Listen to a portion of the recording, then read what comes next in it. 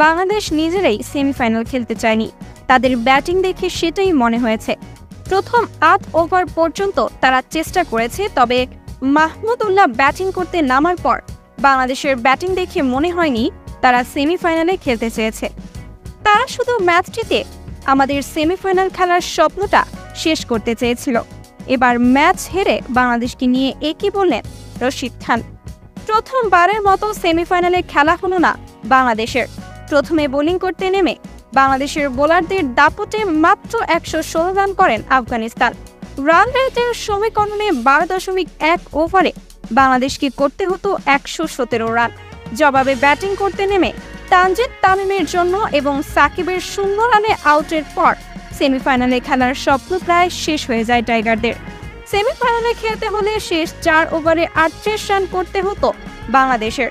তবে মাহমুদউল্লাহ ব্যাটিং করতে নামলে তার ব্যাটিং দেখে মনে হয়েছিল তিনি সেমিফাইনালের দলকে হয়তো নিতে চায় না।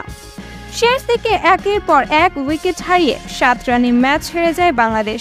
ফলে সেমিফাইনালে চলে যায় আফগানিস্তান। ম্যাচ শেষে রশিদ খান বাংলাদেশকে ধুয়ে দেন। তিনি বলেন, বাংলাদেশ নিজেরা সেমিফাইনালে খেলতে পারেনি, আপাতত খেলতে দিতে চায়নি।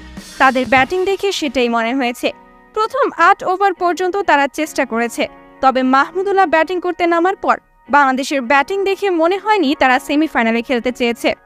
তারা শুধু ম্যাচটি জিতে আমাদের সেমিফাইনাল খেলার স্বপ্নটা শেষ করতে চেয়েছিল।